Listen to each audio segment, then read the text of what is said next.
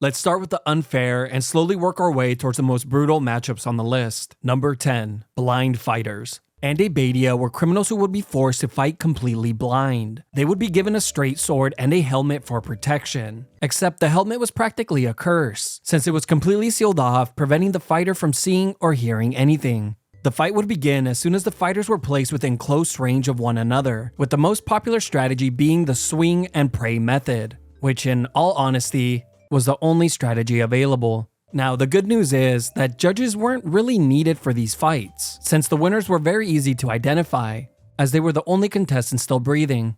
Now, the crazy part is that this spectacle was seen as comedic relief more than anything, and if you don't think two blind men fighting each other to the death is hilarious, well, you have a lot to learn about comedy. Now, this might not sound that unfair at first, since both men are equally blind and equipped with the same weapon. But think again, since the winner of the match would typically be rewarded with another match, then another one, and another one, and another one. You get the point. As you can imagine, a winning streak never really lasted for very long. Number 9. Naval Battles. There was nothing more epic than the naval battles of the Colosseum. Also, one of the most unfair, bloody, and expensive. The event would begin by filling the Colosseum with water in around a dozen ships. It's estimated that thousands of prisoners would participate in these events. But let's talk about what made these battles unfair. Now, depending on the starting position of your ship, it could determine your likelihood of survival. Well, at least for a bit longer, as the odds of survival were almost non-existent to begin with.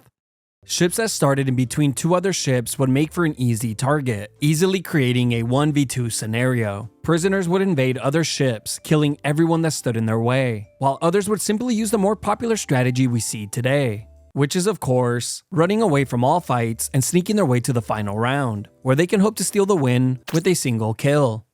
The bloody fight would come to an end when there was only one ship or team remaining. As terrible as these battles were, at least they were easy to clean up. The Romans would try their best to remove all the large debris from the water, before the stadium would be flushed like a giant toilet bowl, sending all the remains downstream for another town to deal with.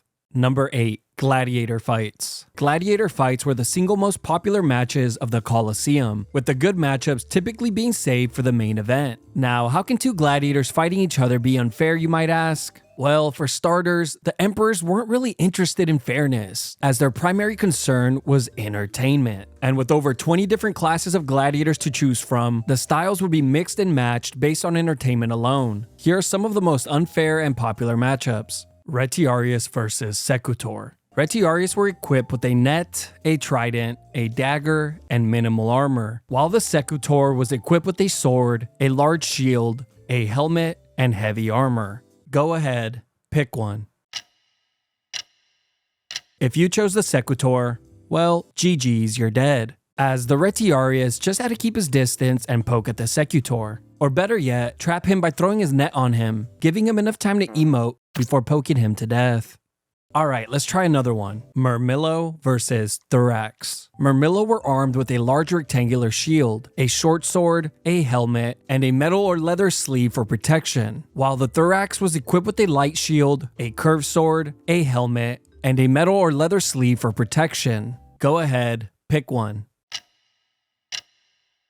If you chose the Murmillo, rip, you're dead, as the Thorax just had to tire out the Murmillo since he was carrying the heavier shield. As you can see, stylistic matchups were a big deal and could easily influence the outcome of a fight. And I know this might come as a shock to some, but not all gladiator fights were to the death. A lot of fights would be called off when a fighter took heavy damage, since good gladiators were very expensive to replace. Number 7. Animal Battles. Humans were not the only ones to have unfair matchups inside of the Colosseum, since animals were also treated like criminals. They would be enslaved, pinned against each other, and humiliated, and were such a popular spectacle that at times, thousands of animals would be slaughtered in a given day, which was completely unsustainable, driving many animals to extinction. Here are some of the most popular and unfair matchups that were commonly seen in the Colosseum. Elephant versus Rhino. One of the most famous Colosseum battles was when an enraged rhino was pinned against an elephant, with the elephant eventually winning when he decided to cheat by grabbing a spear with its trunk and gouging the rhino's eyes out. Lion versus tiger. This matchup is basically a robbery, as I'm sure the locals would have bet large amounts of money against the guys from out of town, since they knew that the lion always wins, with there only being one recorded incident of a tiger getting the best of a lion. Elephant versus bull. As you can imagine, when an animal has over 10,000 pounds on its opponent, it's not really going to be much of a fight, is it? But just to make matters worse, sometimes the elephant and the bull would be chained together, forcing the action. And no matter how the fight begins, it would always end with the bull being turned to soup. Really quickly, here are some of the other animal fights that were very popular. Rhino versus bear, rhino versus buffalo, rhino versus elephant, crocodile versus hippo, tiger versus bear, bear versus bull, bear versus wolves, goro versus scorpion, lion versus bull, lion versus bear, lion versus panther, lion versus chimp, lion versus hyenas, lion versus basically any animal the Romans can get a hold of. Number 6. 1 versus 2. This matchup can be unfair for either side depending on the circumstances. Let me explain. There are 2 scenarios in which this matchup can take shape. 1. A high-level gladiator will take on 2 prisoners simultaneously, and as the prisoners try their best to figure out how to properly hold a sword, they will realize that it's very difficult to do so, since their hands are no longer attached. Now, the second scenario is a bit more fair. 3 well-trained gladiators were placed inside of the Colosseum. One gladiator would be given heavy armor and a good weapon, while his 2 opponents would receive minimal armor and worse weapons. The duo would need to work together to defeat the better equipped man. But being partnered up is not as easy as you might think, and does come with its own set of challenges, like knowing whether you should go for the res or attempt to clutch up when your partner inevitably goes down. The last and final way that a gladiator can be outnumbered is during large-scale battles. This one is of course purely based on luck alone, and doesn't always mean that you will see a 1v2 matchup, as it just might be a 1v6 depending on how bad your team is. Number 5. Woman versus dwarf. Emperor Domitian introduced the legendary matchup woman versus dwarf, and I have to admit this is the only battle on the list where a clear winner was not well documented. But even with the little information we do have, I have a gut feeling that it just wasn't a fair matchup.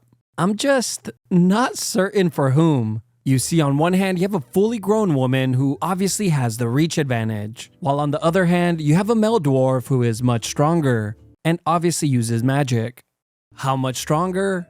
Well, I'm not sure. I did, however, stumble upon this forum where a guy asked the same question back in 2011. Now, sadly, people just replied back with even more interesting questions that we will never get the answers to. And of course, naturally, the entire forum devolved into guys just bragging about how many dwarves they can take on at once. One of the most bizarre things about this matchup was that Emperor Domitian liked to schedule this fight at night, since he preferred this battle when it was illuminated by torchlights. In 2010, a female gladiator's remains were found in England. After they were examined, it was concluded that the woman's legs and arm bones were unusually heavy, suggesting that she had strong muscles. You know, I was originally leaning towards the dwarf, but now I really don't see how they could possibly win. Number 4. Wild animal hunts. Perhaps one of the most unique spectacles of the Colosseum was the wild animal hunts. Here, the entire Colosseum arena was made to resemble the animal's natural environment. A few men were then brought out to the arena equipped with small shields and weapons. Then for the next few minutes or hours, the arena would be slowly filled with terrifying predators. But if they really wanted to get the crowd on their feet, all the animals would be released at once. Sometimes the men who were fighting the lions, bears, and panthers would have been well-trained fighters, while other times they would have been condemned criminals who were just given the death sentence and stood 0 to no chance of winning. Here are some of the animals you could have expected to make an appearance. Lions, tigers, bears, elephants, rhinos, panthers, leopards, hyenas, wolves, boars, bulls, deers, ostriches, crocodiles, giraffes, camels, and shiprats. Of course, shiprats were not invited, but they showed up anyways. Number 3. Man vs. Beast. Man vs. Beast matches were one-on-one battles and were the second most popular spectacle, only behind gladiator fights. Now, there were basically 2 ways that this matchup would be arranged, with both of them tailored for maximum entertainment for the crowd. The first one was when a professional slave or volunteer fighter known as a bestiarius would face off with a terrifying beast. The animal could be anything from a lion, leopard, tiger, bear, or any other large and powerful creature. These battles would typically end with the animal being defeated, even if the bestiarius took heavy damage. On the other hand, the second matchup was much more bloody and typically ended with the man being torn to pieces. Here, a criminal or prisoner of war would be forced to face off with the animal. With little to no training, it was only a matter of time before the man would become an anatomy lesson. And it definitely didn't help that the animals were starved for long periods of time before they were brought out, making them a lot more angry and aggressive. There was even a single lion that took out over 200 men before it was finally defeated, which is obviously a padded record, since it clearly fought nothing but tomato cans.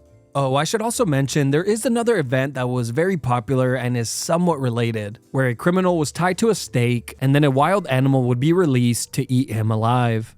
You know, you would think that this would be one of those situations where if you've seen it once, then you've seen them all type of deal. But apparently some emperors love to show this one quite often. Number 2. Prisoner versus professional gladiator. Easily one of the most unfair matchups of the Colosseum was when prisoners would face off against a professional and seasoned gladiator. The professional gladiator could have been a slave himself with many fights under his belt, or a volunteer gladiator that was part of one of the many gladiatorial schools. Either way, the criminal with zero to no experience was basically sentenced to death.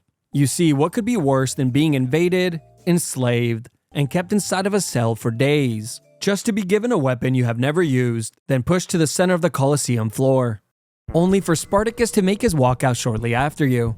Number 1. Rigged fights. What could be more unfair than rigged matches? Emperor Commodus was definitely the worst offender when it came to rigged matches. The emperor ruled Rome from 180 to 192 AD and was even portrayed by Joaquin Phoenix in the 2000 film Gladiator. Commodus was obsessed with becoming a famous and well-respected gladiator, so much so that he would even compete himself. Well, if you could even call it that. An emperor fighting as a gladiator was unheard of. Now, of course, Commodus had the best training in all of Rome and was actually very talented with the sword, but that wouldn't stop him from rigging fights by secretly injuring men just moments before they were brought out to face him. His opponents were injured in a way that could be concealed under their armor, but be devastating enough to hinder their performance or make a limb unusable. Another strategy that the emperor would use was simply fighting men with zero to no experience, making for another easy W. Emperor Commodus would have the longest undefeated record as a gladiator, and it's suspected that he competed hundreds of times. He would also charge the Roman treasury around 25,000 pieces of silver every time he competed. There are many things you could call Emperor Commodus, but one thing you can't say is that he ever discriminated, since animals were also injured and thrown in to face him. Apparently, he killed hundreds of lions, ostriches, some giraffes, and on one occasion even killed 3 elephants that were just laying on the floor. Now, as horrible as this all sounds, this was all just a warm-up, and in November of 192 AD, he held the Polybian Games, a festival that lasted around 2 weeks. There, Commodus shot hundreds of animals with arrows and javelins every single day. But if it makes you feel any better, 1 month after the Polybian Games, Commodus would be strangled to death inside of his bathtub by a professional wrestler named Narcissus. Which, for a man, that has to be the most embarrassing way to be found dead. Completely naked inside of a cold tub. You can't even explain your way out of that one.